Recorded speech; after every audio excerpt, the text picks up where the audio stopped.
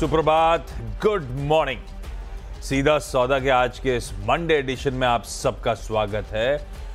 अगले आधे घंटे में और वीरू कोशिश करेंगे कि 20 ऐसे स्टॉक्स हाईलाइट करे जाएं, तो मेंशन करेंगे क्यों रडार पर रखने चाहिए। अपनी ट्रेडिंग टर्मिनल्स पे ऐड करिएगा। ट्रेड इन्वेस्टमेंट टाइप फील आ रहा हो बातचीत सुनकर, तो वो अपने फाइनेंशियल एडवाइजर से रीचेक कंसल्ट कर लीजिएगा, उसके बाद ही पंच करिएगा ऑर्डर को। खैर, आज सोमवार, नए हफ्ते की शुरुआत, और हमें 2 दिनों के ग्लोबल क्यूज डाइजेस्ट करने, क्योंकि हम आए हैं एक लॉन्ग वीकेंड के बाद। आप सबको वैसे गुरु नानक जयंती की एक बार फिर से हम सब की तरफ से खूब खूब शुभकामनाएं। और ये दोनों दिन हुआ क्या, चाहे वो थर्सडे हो चाहे वो फ्राइडे हो, यूएस के मार्केट्स में दबाव गहरा रहा है। भाई बहुत तगड़ी ट्रम्प ट्रेड प्ले आउट हुई, ट्रम्प रैली थी, रिस्क ऑन लिया गया, जबकि अब तक तो ट्रम्प साहब आए भी नहीं है। जोश भर गया था बाजार में, तो वो एनोमली थोड़ी करेक्ट हो रही है। ऊपरी स्तरों से थोड़े से अब ठंडे हो रहे हैं, क्योंकि अब दूसरा सरदर्द यह है कि ट्रम्प साहब के आने के बाद ब्याज दरों का क्या होगा।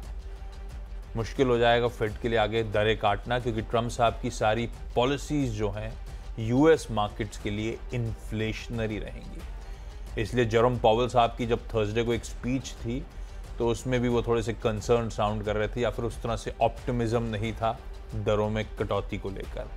डेटा डिपेंडेंट हो जाएंगे, बिल्कुल लॉजिक है।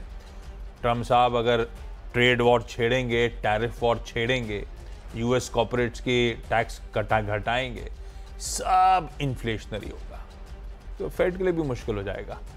तो अब अच्छी तेजी के बाद ये डर सता रहा है, तो एक बहाना मिल गया कह लीजिए कोर्स करेक्ट करने का। और गिफ्ट निफ्टी इसीलिए कह रहा है हम दबाव के साथ शायद 90-100 पॉइंट कमजोर खुलेंगे। लेकिन वीरू, वॉच आउट क्या करना है। थर्सडे को जब बातचीत हुई थी तो हायर लेवल्स पर रेजिस्टेंस फेस करेंगे, बिकवाली का मन बनाना चाहिए, बिल्कुल वैसे ही ब्यूटीफुली प्ले आउट हुआ। अब क्या अप्रोच है? आशीष, देखिए, पहली बात तो यह है कि ये बाजार 200 डे एक्सपोनेंशियल एवरेज पे सपोर्ट ले, इस बात की गुंजाइश कम नजर आ रही है। देखिए, वो लॉजिकली है कि हमने एक एवरेज को, लॉन्ग टर्म एवरेज को यहाँ पे प्लेस कर दिया, बट एफआईज ने इस बाजार में अपनी शॉर्ट्स को कवर करने का, I mean not a single day उन्होंने कोई शॉर्ट को कवर करा। कैश में सेलिंग है, इंटेंस सेलिंग इन इंडेक्स फ्यूचर्स, स्टॉक फ्यूचर्स, तो उनकी इंटेंशन नहीं है जो हमें यहाँ तक लेके आए, उनकी इंटेंशन तो नहीं है कि जनाब हम यहाँ पे कवर कर रहे हैं, नॉट अ सिंगल डे। दूसरी बात, एफएमसीजी बहुत पेन में है। निफ्टी बैंक ऑलरेडी आपका 200 डे एक्सपोनेंशियल एवरेज पे ट्रेड कर रहा है, बस हमें एक निफ्टी आईटी का सहारा है।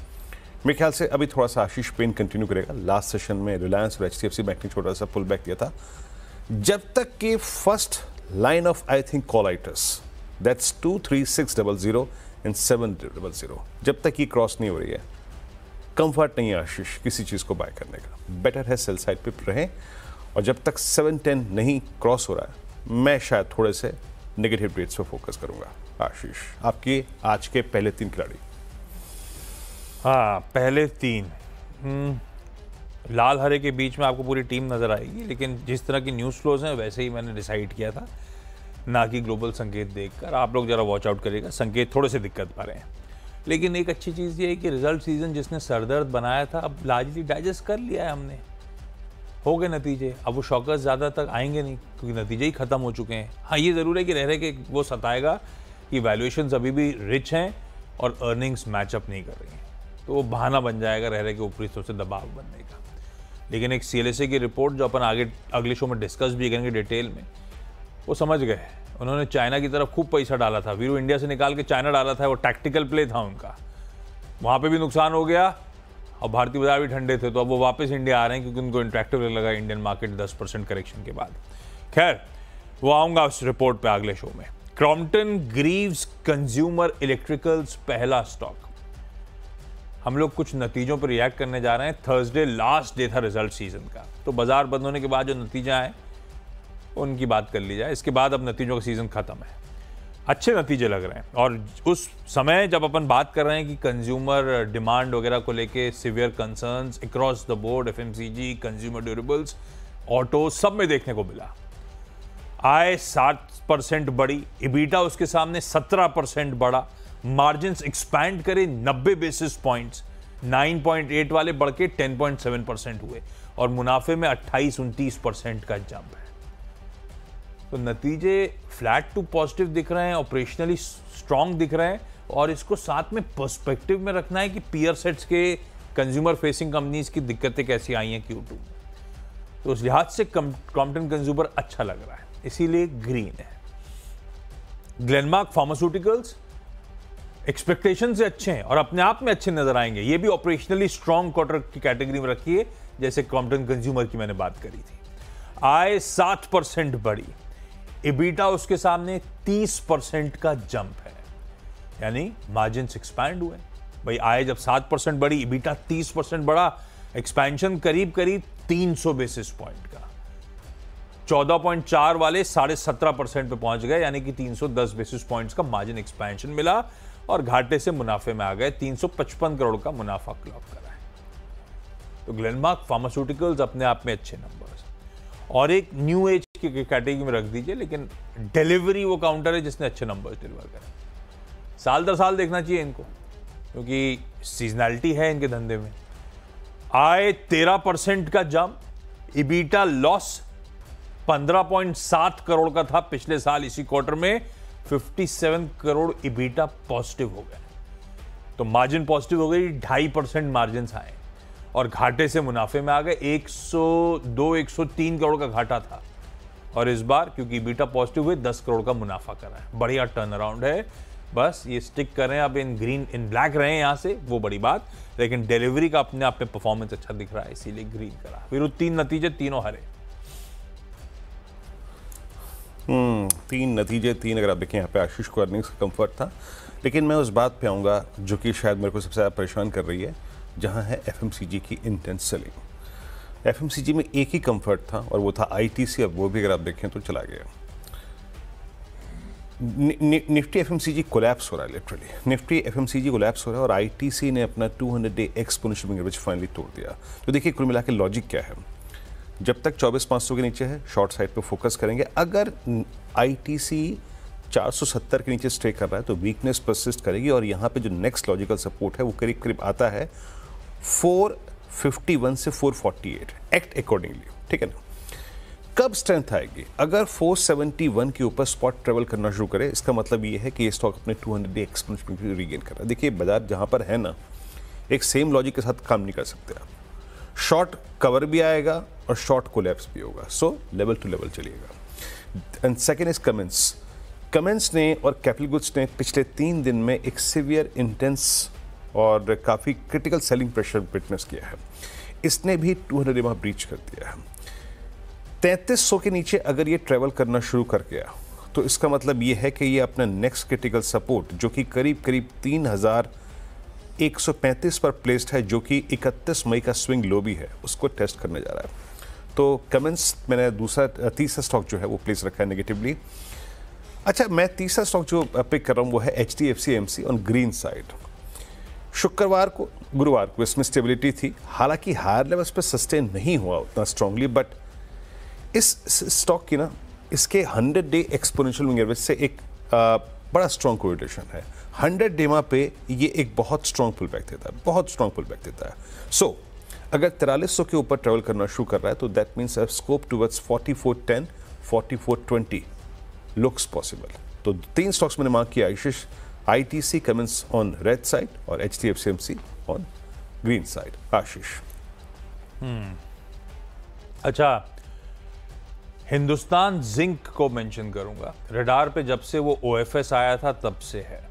OFS में रिस्पॉन्स भी ठंडा था, स्टॉक अच्छा खासा पेन में आया, और ये 800 प्लस वाला स्टॉक अभी 500 के नीचे चल रहा है।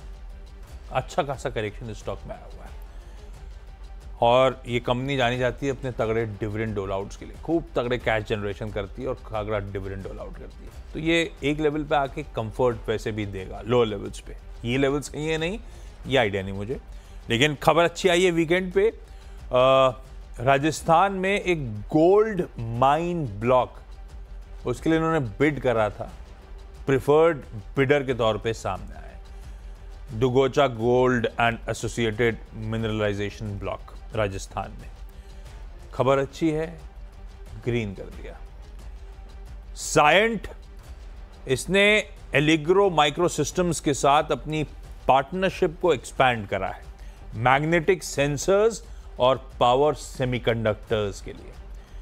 ये जो एलिग्रो माइक्रो सिस्टम्स है दरअसल यूएस में नैस्डैक लिस्टेड कंपनी है जो कि ग्लोबल लीडर है पावर और सेंसिंग सॉल्यूशंस के लिए। इन्होंने मिलकर हैदराबाद में एक सेंटर ऑफ एक्सीलेंस भी इनॉग्रेट करा है।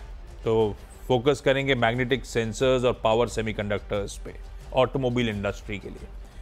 ठीक, बढ़िया खबर लग रही है। साइंड ग्रीन करा, लेमन ट्री होटल्स को ग्रीन करा, नतीजे अच्छे हैं।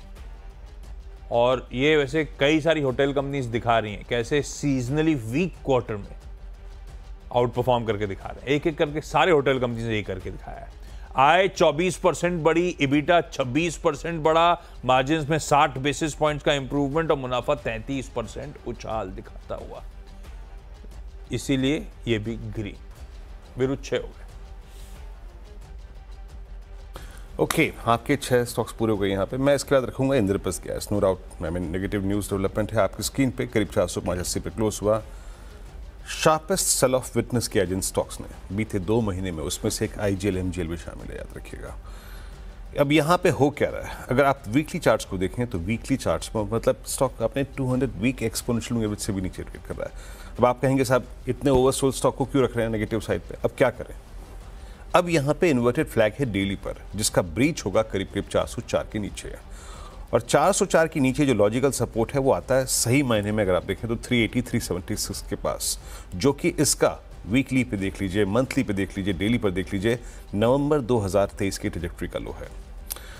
कंफर्ट कब आएगा ऑन द हायर साइड, जब तक ये 421 रीगेन नहीं कर रहा है तब तक किसी भी प्रकार की बड़ी शॉर्ट कवरिंग का आई थिंक के बारे में सोचना मुश्किल होगा।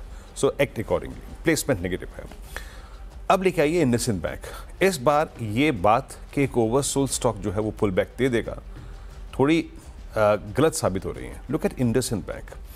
अर्निंग्स के बाद जो एक डिजास्ट्रस लो लगा था, इसने उसको भी तोड़ दिया। अगर आप इसको डेली चार्ट्स पे देखेंगे तो इट्स टिपिकल इन्वर्टेड फ्लैग, जो कि बहुत नेगेटिव पैटर्न होती है। मतलब लोअर लेवल्स पे कोई बाइंग नहीं है। 1033 का जोन तोड़ चुका है। 1000 रुपए के नीचे लॉजिकली अगर आप इस स्टॉक के किसी भी एक लॉजिकल सपोर्ट को ढूंढने जाएं तो वो बैठता है करीब करीब 978 के आसपास, जो कि इसका फरवरी 2023 का लो है, याद रखिएगा। और तीसरा स्टॉक में यहाँ पे इन्फो एज ने फिर भी मशक्कत करी, ग्रीन साइड पे प्लेस कर रहा हूँ इसको यहाँ पर। इसने सारे एवरेजेस के ऊपर क्लोज दिया और एक अच्छा क्लोज था शुक्रवार का यानी गुरुवार का। और यहाँ पे थोड़ी बहुत लॉन्ग्स भी मतलब शॉर्ट कवरिंग भी हुई है आपकी स्क्रीन पे। उसके बाद ओआई में सब्सटेंशियल चेंज नहीं है, बट अगर 7800 के ऊपर ट्रेवल करना शुरू करे तो 100 रुपए का स्विंग के पोटेंशियल स्टॉक रखता है। एवरेजेस के साथ इसका कोरिलेशन अच्छा लगा ऑन लॉन्ग साइड पे। आशीष के 6 स्टॉक्स और मैंने अपने 6 स्टॉक्स का यहाँ पे एनालिसिस प्रस्तुत किया। याद रखिएगा ग्रीन रेड साइड पे प्लेस किया है, लेकिन अल्टीमेटली कॉल आपकी होगी, विचार कीजिएगा, टेक्निकल चार्ट्स को रीड कीजिएगा। एक ब्रेक लेके आते हैं, उसके बाद 4 स्टॉक्स अपनी टीम से और आपकी स्क्रीन पर रखेंगे।